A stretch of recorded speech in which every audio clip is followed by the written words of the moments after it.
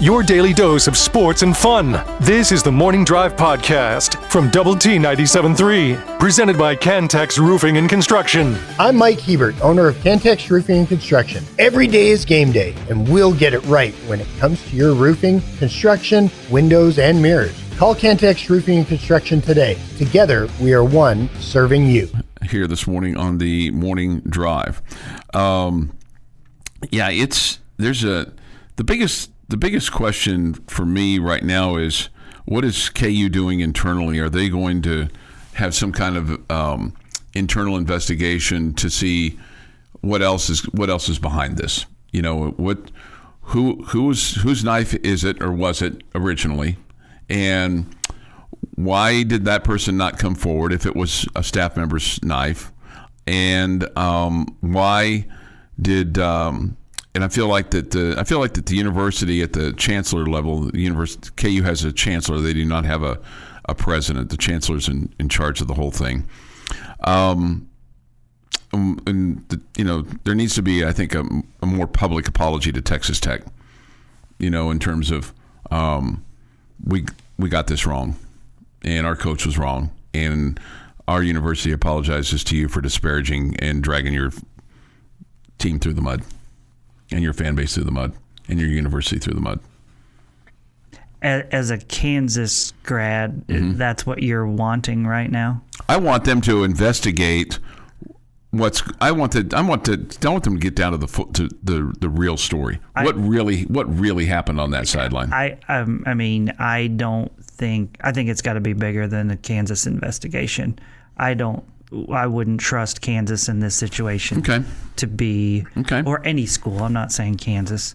So it should be some kind of should be the Big 12? I think the Big 12 should be investigating this. And maybe they are to a little bit larger. Every coach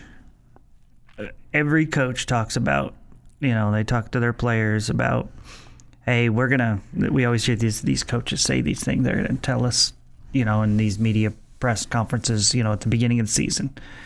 We're going to win. We're going to win with integrity. We're going to play hard. We're going to do things the right way. We're going to teach you to be men on and off the field. We're going to all of these things. Okay. How can that coach still be on their staff if Kansas is, or any team in that situation? I don't mean to call out Kansas, but it's Kansas in this situation.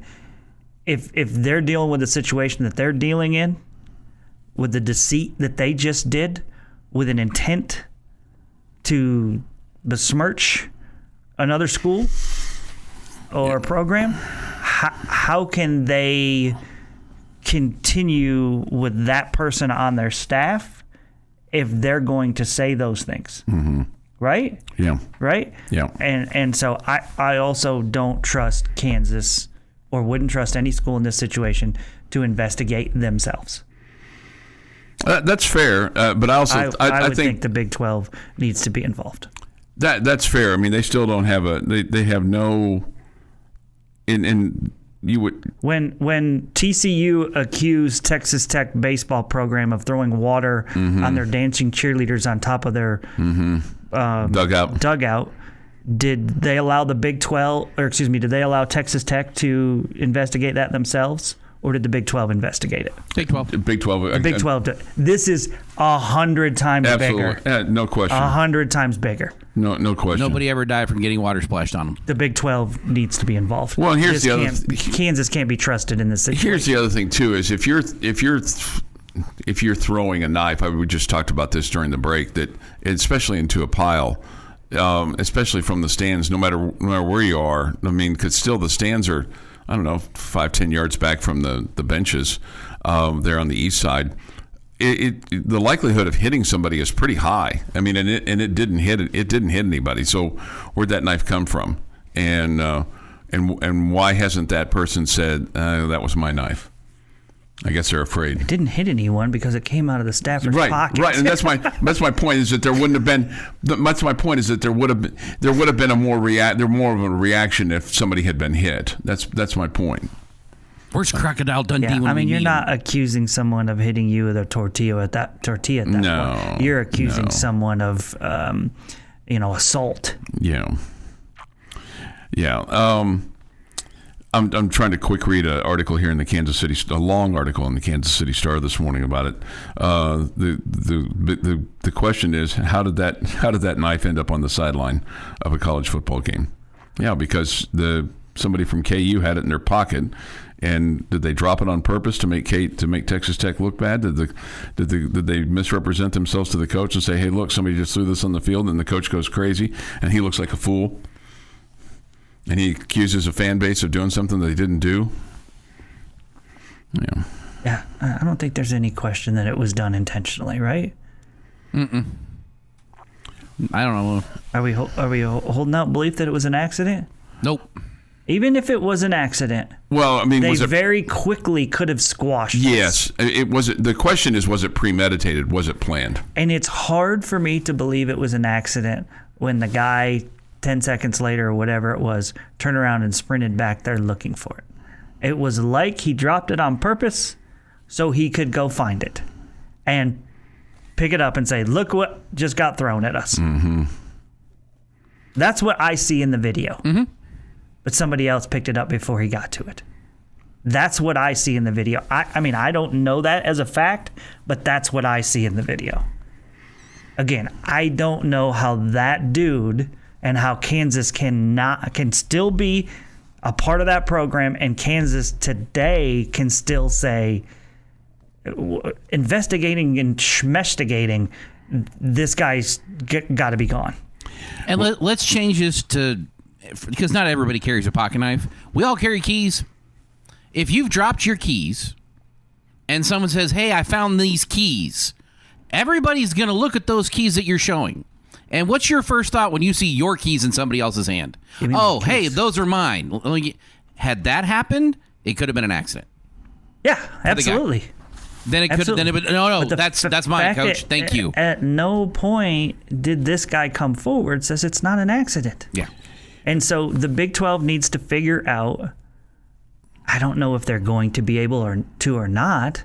If this guy was, again, acting alone, or whether this was planned, 10 seconds before it happened, or whether it was planned this past week. Among the things in this article, here's a couple of lines for you.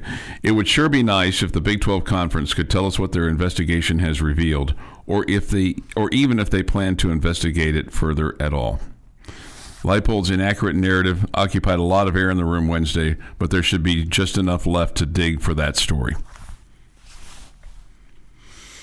So you wonder what the Big 12's not telling us, or if the Big 12's still looking into this further. I need pictures from the 6th row of the Kansas section. The Morning Drive podcast from Double T 97.3 is presented by Cantex Roofing and Construction. Time for this day in sports history. Today is Thursday, October the 16th, 2025. Here's Jeff McGuire. Good news. Okay. No knives. No knives. Okay. Felt like that was important. 1936. Lou Gehrig is voted the American League MVP by the Baseball Writers Association of America. 1962.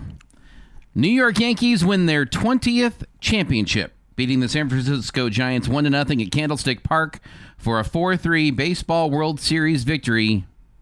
Ralph Terry, Yankees pitcher, your MVP. 1965.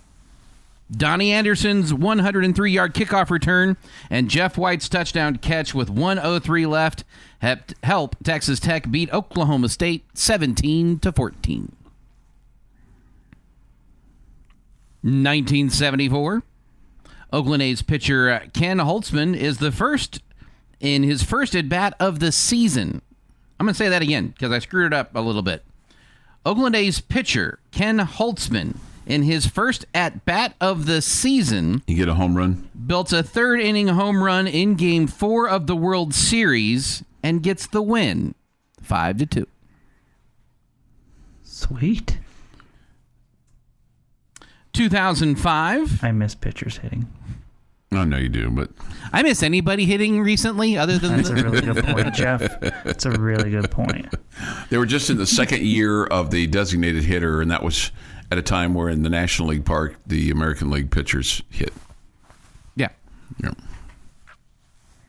2005 American League Championship. Chicago White Sox beat the Los Angeles Angels of Anaheim 4-1. That seems like a long time ago, doesn't it? Some people forgot that it even happened. Maybe a four-letter network when they were talking about the championship droughts for the city of Chicago one time. Yeah. 2011 National League Championship. St. Louis Cardinals beat the Milwaukee Brewers 4-2. And that will be the last time we talk about that team. It is World Food Day. Okay. So go have some food. Okay. Just your dealer's choice today, huh? Dealer's choice. All right. Big time happy birthday to one of my favorites. Should be one of your favorites, too. But one of my favorites for sure. Jay Crockett turning 34 today. He is one of my favorites. I have a lot of respect for him. John Mayer, 48. Bryce Harper, 33. Bassist Flea from the Red Hot Chili Peppers is 63. Lamisa and Texas Tech's very own Barry Corbin is 85. Tim Robbins, 67. And Cordell/Stewart, 53. Okay. And on this day, 1987, happy times. In an event that had viewers around the world glued to their television sets. 18-month-old Jessica McClure is rescued after being trapped for 58 hours in an abandoned well in Midland, Texas.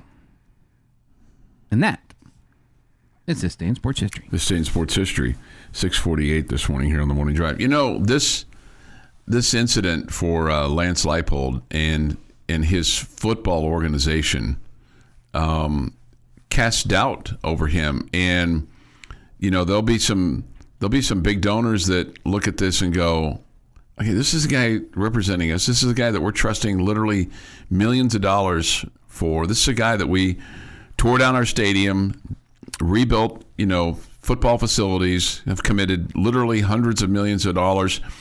And this is what we get, and this is what we get on the field, and our expectation is higher than that. It could be, in some instances, Jamie, the beginning of the end for him. Yeah, I mean, ultimately, it's going to come down to him wins and winning losses, games. absolutely. Yep. But when you start casting doubt in somebody's ability to lead or build or deliver results, then you kind of start looking for other things and see, okay, are we really getting our money's worth here? Is this really what we want? Is this really how we want to be represented? Is this all? He's done a terrific job turning around the program. There's no way around that. Mm-hmm. He can clearly coach, and they're a program similar to the Red Raiders that is getting a lot of support right now financially, and that's helping them. And both with the NIL stuff and with the facility stuff. Mm-hmm. So clearly there was a lot of confidence in him previously, and we'll just have to see if that changes here. But again, in my opinion, people can be really disappointed or embarrassed by what's gone on this week or not. I think it's very easy, if you're in support of him or if you're in support of Kansas, to say, hey, our head coach was told something. He believed it to be true. He commented on it. We all agree he probably should have waited. Yeah, he was too emotional. But he was emotional in the moment. He commented on something that really got him fired up. He was protecting his guys, blah, blah, blah, blah, blah. He didn't know. You can say it's not on him. I mean, I think if you're on the support of his side, you can come up with reasons to say, hey, this is not an indictment on his character. Okay?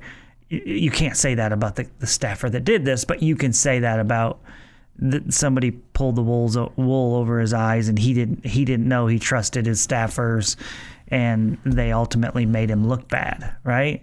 It's kind of almost like that situation a few years ago. I mean, it kind of went away quickly, but do you remember in the BYU game, and I hope I'm remembering this correctly, but there was a accusation that one of our players spit on one of the BYU players, and Coach McGuire asked the kid about it, and he said, no way, and Coach McGuire adamantly defended him And then we saw the video, and it absolutely appeared that he did. Okay? And so what did he do? He made Joey Maguire a liar. Do we question Joey Maguire's character? No. He was told something by a kid that he believed. Yeah. Okay? And so he defended his guy. Lance Leipold is somewhat doing the same thing here if we all believe he wasn't a part of the plan to do this. Mm-hmm. Okay?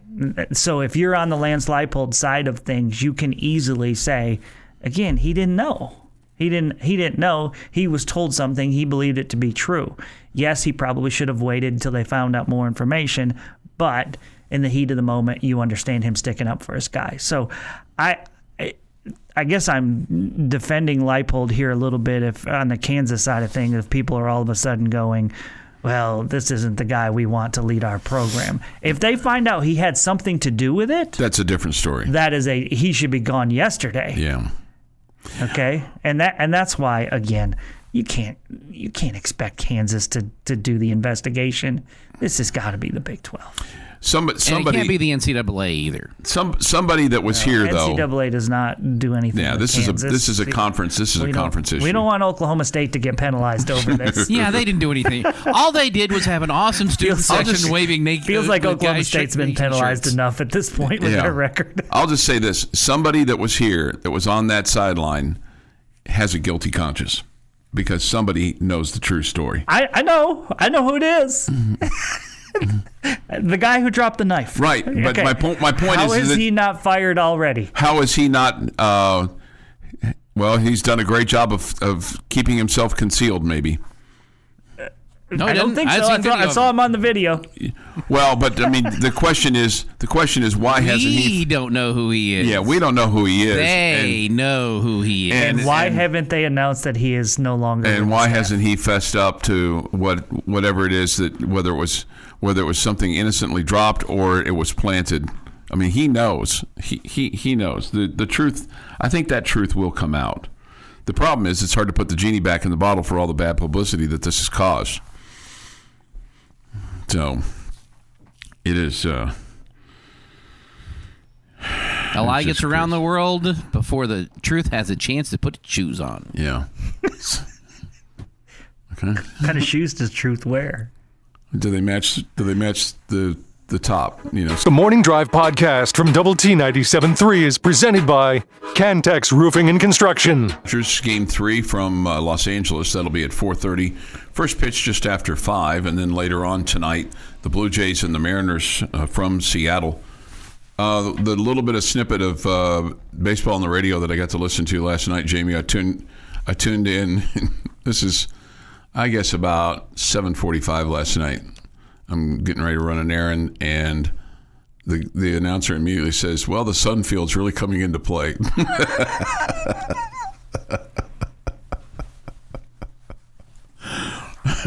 That was right after Vlad Guerrero had homered, and it was 2-2, and the Mariner pitcher was in big trouble. Okay, so there's one last question on this for the moment. Somebody asked this question. I think it's a fair question. The question is really simple. So in the end, who, Texas Tech or KU, will have more mud on their face?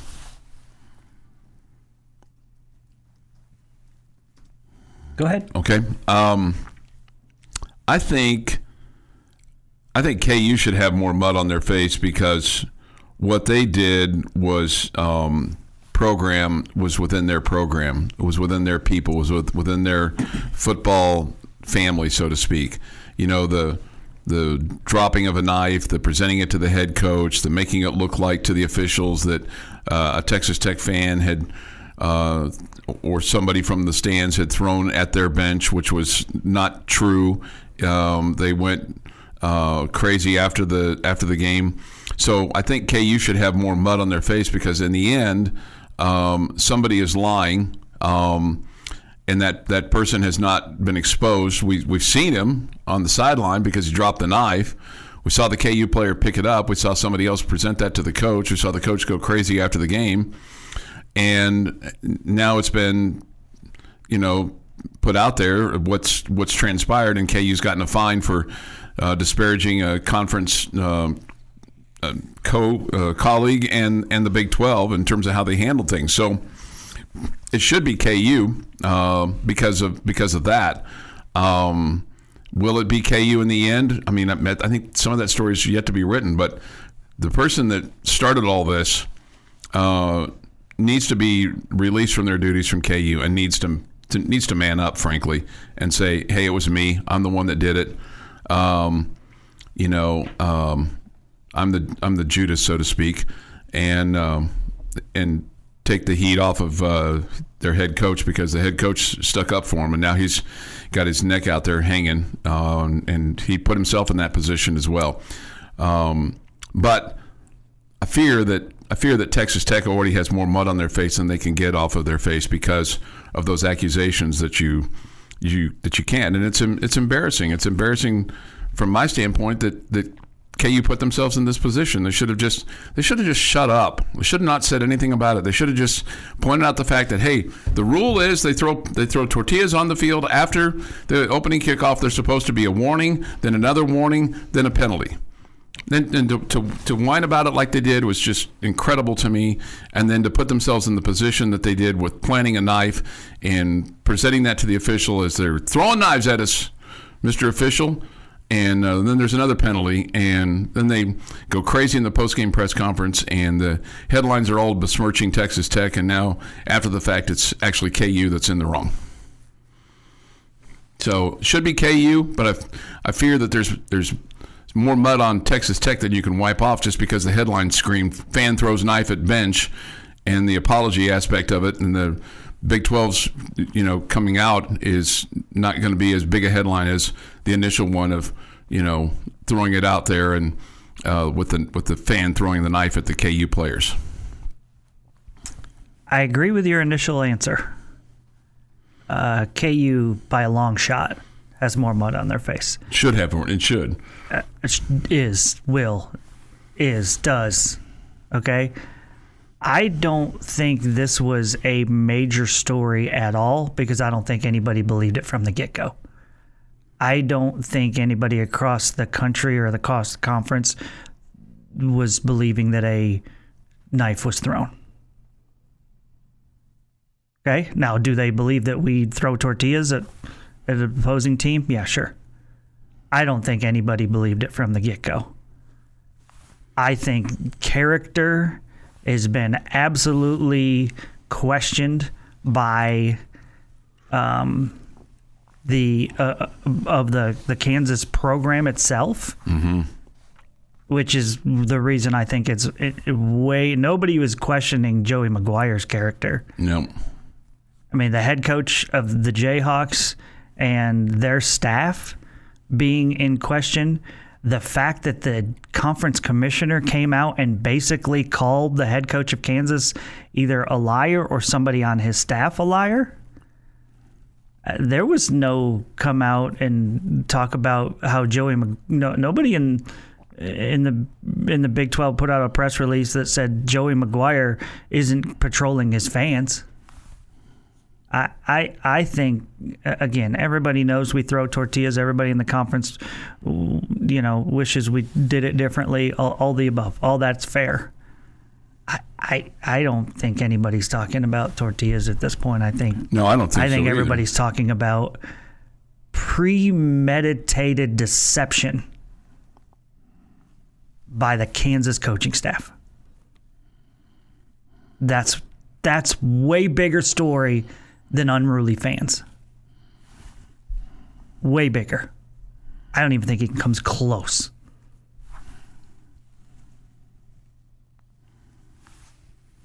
That's my take. Yeah, no, I don't disagree with you, but I guess where I looked at that question was just because of how the headline screamed, and it's hard to put that even after what's come out.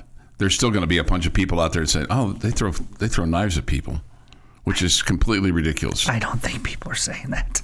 Okay, well, I hope you're right. Especially after the conference put out a press release saying their coach gave inaccurate statements about a pocket knife. Yeah, but how many people saw that release that aren't That's weren't really my that weren't looking? That's really my point. Who saw the knife thing? No, but nobody Jamie, it was believed across. it. It was across Yahoo. It was across. Nobody believed it. MSNBC. It was everywhere. Nobody believed it. Man, I would love. I wish that was true. I wish that was true. I wish what you were saying was true. I think a bunch of people saw that headline and just shook their heads. There's a bunch of people that just read the headline and didn't read the story. Yeah. I disagree. Okay. Well, that's my point on this is that the initial story is always bigger than any follow-up story. Unless it's as big as a coaching staff being accused of lying and deceiving just to make another conference foe look bad and the conference calling them out. If it was big before, it just got way bigger now. Okay. I just went to Yahoo. They have 18 stories. When it was made public about a fan throwing a knife at a team, it was like story number 2. I'm at story number 13 and it's still not on there. 18. It's not up. It's not up. I'm just telling you that the initial story is always worse than the follow-up story. And while the follow-up story is worse than the initial story, and it should be the bigger headline, it's not.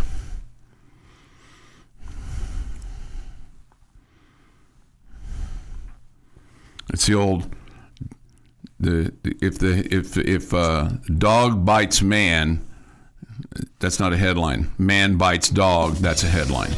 Big plays and even bigger laughs. If they get 7 out of those 2 things, game over. Mm-hmm. You're not winning that game at all. This is the Morning Drive Podcast.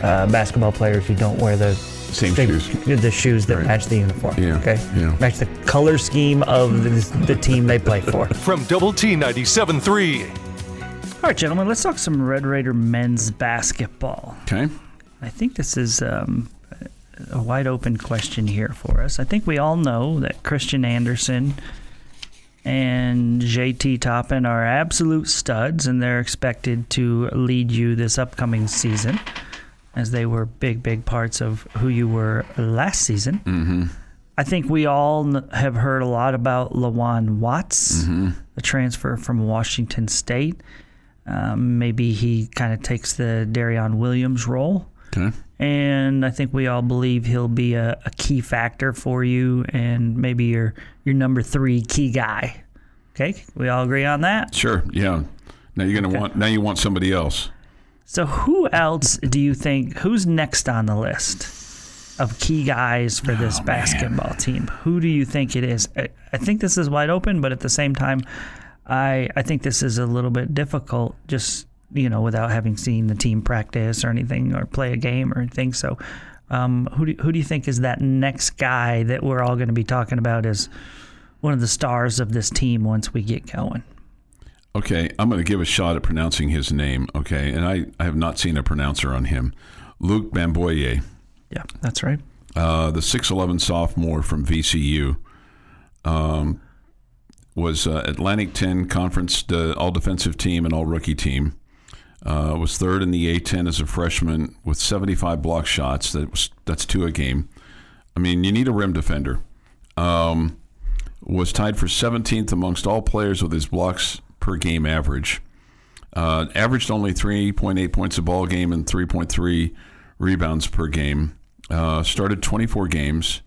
Was a 60% field goal shooter, so he's right there in the paint. Potential paint scorer. So that's who I'm going with, Luke Bamboye.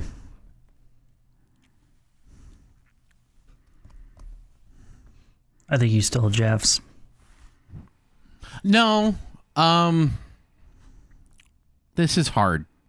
Because, again, haven't seen anything from these guys yet. And I very much start paying attention to basketball season once they start to see how they react with one another. So I'm throwing a dart at a dartboard and seeing what sticks. But I'm looking at the guards. Because while I think Christian Anderson is going to be one of your point guard, the next one is going to be where that falls, I think. And I'm trying to... Tyree Bryan, maybe? Yeah. I mean, that... Or Jack Fran. I'm looking at those two. I'm drawn to both of those two. I don't know why. I don't have a good answer other than you need another guard. I'm curious if Jazz Henderson is, he was out all last year with an injury. What his role could be for you. Okay. So go ahead, Jimmy. Your I think Tyree Bryan is my answer. I think he's the guy that they brought in to replace Chance McMillan. This is a guy that's a double-figure scorer a season ago against Santa Clara, but also a lethal three-point shooter. And we all know how big the three-point shot is in basketball. And I would expect he'll be your leader in that department this year. Christian Anderson probably challenging him there. Watts can shoot it as well, but I think Bryan is your sharpshooter. I think he's your attempted replacement of Chance McMillan. Okay, and I don't mean that in like he can't do it. I'm just saying I think that's what be my guess is what their thought process was when you bring him in. Is that's the guy he's kind of taking over for. Now I also you guys know I like Christian Anderson more playing off the ball than on the ball. Okay, just because I think you want his scoring more than you want his creating. And loved last year that you had a true point guard. I think Jalen Petty is the guy that is a true point guard. Now, he's the late ad. He's a high school kid out of Washington, but heard really good things about him. And I think that's a guy that I wonder as the season goes along if he plays a bigger factor, if he's as good as everybody thinks he can be, if he can come in and as he gets his feet underneath him, become a bigger factor for this team. And maybe it is that you have Christian Anderson as your starting point guard, but then as the game goes along, you see Jalen Petty come in and it allows Christian to move off the ball. Yeah. And you get his scoring aspect. So he's definitely versatile enough to play either one of those guard positions. So I think those are two guys that Jeff had mentioned guards. Those are two guards to me that I think are the ones that have a chance to come in and be guys that make a big difference for this team. And I'd say he's an older freshman. He's 19, so that's did he do did he do an extra year where he, I'd have prep to, school kind of deal? I'm just scrolling through his stuff here real quick. He's one of 7. He's got 3 brothers and 3 sisters. His dad played basketball at Nevada, and his mom ran track at Washington State. So I did know he played high school basketball 2024-25. Okay. Washington Gatorade Player of the Year. Yeah, he played at Rainier Beach High School, a 4-star recruit. He withdrew from commitments. This was the kid that had a commitment at New Mexico and then a commitment at Stanford, and then also had offers at Oklahoma and Washington before deciding to play here. So hopefully it sticks. He's here now. He's here. He's here today. Mm-hmm. So, yeah. So you'd like to think good things on that. 7:38 this morning here on the Morning Drive. In fact, the other thing that they announced yesterday, in addition to the baseball schedule, we got to get to that at some point in time this morning. They announced start times for the men's basketball games and even the Big 12 games. So you will go to TexasTech.com or DoubleTSportsNetwork.com and see the men's schedule and the times that you're going to take on your various conference foes. It'll be interesting when KU comes to town on February the 2nd, won't it? You didn't need any more spice to that, but man, across the sports right now, that might just the whole institution. There's a hatred rivalry there now. No question about it. This is the Morning Drive Podcast from Double T 97.3, presented by Cantex Roofing and Construction. They won last night, didn't they? They did not. Oh, they did not. They didn't play last night. 50-50 shot of getting that one right. Well, no, not really. I mean, I guess there's no. I thought they played last night. They play tonight. They played tonight. Okay. Okay. All right. I knew there was a reason why you were playing it, and They play tonight. I completely whiffed on that. Yes, you did. That's all right. That's. I even mentioned in the Sports Center that they play tonight. Well, yeah, very rarely do hockey teams play back-to-back nights, right? I'm sure it happens. But I'm sure. Yeah, I'm sure it's generally rare. speaking, very Yeah, I'm very sure. rarely. I bet it happens though. All right. Good morning with Jamie Lent and Jeff McGuire. I'm Chuck Heinz. We come to you from the First United Bank studio and take your thoughts, comments, Yates Flooring Center chat line, Visual Edge IT hotline. You guys probably knew this, but I did not. This surprised me, and I think it would surprise people if you were to just have this conversation about your defense in last year's game with Arizona State. Okay? How about this? You return the top 8 tacklers from last year's win to this game this year. Okay. Trying to sit here now and think of key defensive players that you lost from last year's team. Well, I mean, help me out. Who did we lose from last year?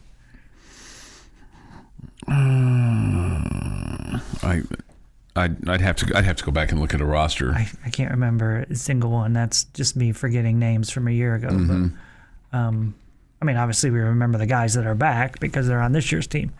I guess my point was really more that I was thinking in my head. Maybe I'm just thinking wrong here. Is that given all the help that you brought in defensively, which is substantial, you still bring back your 8 guys. Now these. Well, are they 8 that are on the first team defense, or are they 8 that are just there? Okay. Well, here I'll Jacob or Ben Roberts led the team with 11 tackles. Jacob Rodriguez had 9.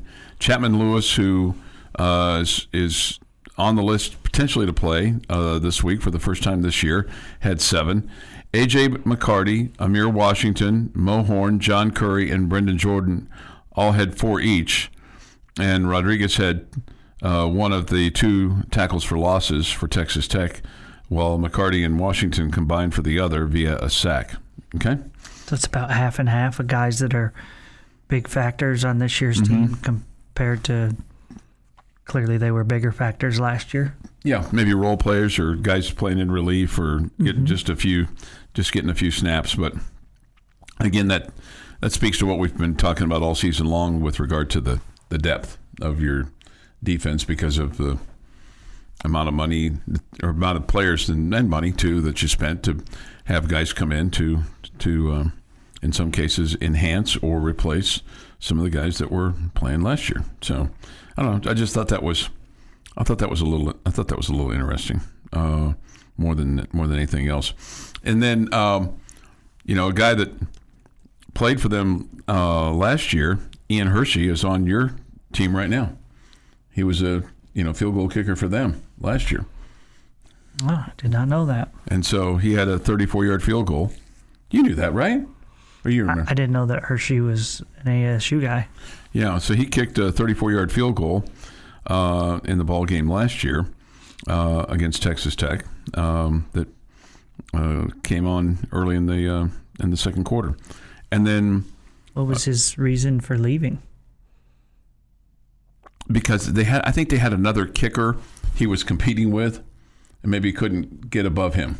He beat him out. Yeah, okay. And then there was a big extra point that was blocked by Duda Banks in the third quarter that Hershey had kicked. Okay. So there's a little bit of familiarity with. Maybe that's why he lost the job. Potentially, or wasn't going to retain it. Right? I mean, maybe that was a completely missed block and it had nothing to do with it. I have no idea. Yeah. Texas Tech comes in ranked 7th in the country. The Arizona State Sun Devils are unranked. They lost last week at Utah, 42-10, because they didn't have their starting quarterback. Do you take much from that, or do you attribute that to the fact that Utah is getting better and Arizona State was playing without their starting quarterback? I take a little from it. I mean, I don't. Again, I do think that you're not having your starting quarterback also affects your defense, because your offense is not staying on the field as much, so the defense has to play defense more. But I don't take just everything away from it. Clearly, their defense was not good last week against Utah, and that's I mean, you gave up 10 points to them; they gave up 42. That's a huge difference. So I take something away from that, but I do also, again, things are different when you don't have your starting quarterback, especially when he's as, big of a factor for them as he is. Offensively, they're averaging 396 yards a game, but their defense has given up 336 a game. So it kind of makes you, I think, lick your chops a little bit if you're Texas Tech, especially with what you've been doing offensively, because for all 6 of the games combined, your offense is averaging 558 yards a game. So you kind of feel like that you're going to maybe have an opportunity to really put some offense up when you take on Arizona State. No doubt, just like you have all season long. Yeah. They are averaging slightly more yards per game than they are passing yards per game. 202 yards on the offense, rushing-wise, 194 on the passing in the passing department, and they're allowing double the points that Texas Tech's allowing. But that's going to be the case for almost everybody. And then you get to and even right now in Big 12 play, because you're hardly giving up anything. Tech on the average has given up 12 points a game, and Arizona State 24.7 points a game. So you feel like that you're going to be able to put some, and they're barely over what they're giving up, because they're only averaging 26 a game. So they've had a little struggle scoring as well. They haven't been nearly as good as they were last year. It's prolific, yeah. So we'll see. They're 4-2 and 2-1 in Big 12 play. We'll have the game for you Saturday afternoon. The kick is at 3 o'clock. Our Optimum Game Day Live coverage begins Saturday morning at 7 a.m. with a Saturday morning quarterback. And then after the game, of course, it's the Double T 97.3 Coors Light postgame show with Rob Bro. This has been the Morning Drive Podcast, presented by Cantex Roofing and Construction. Check out our library of Double T 97.3 podcasts at doublet97.3.com.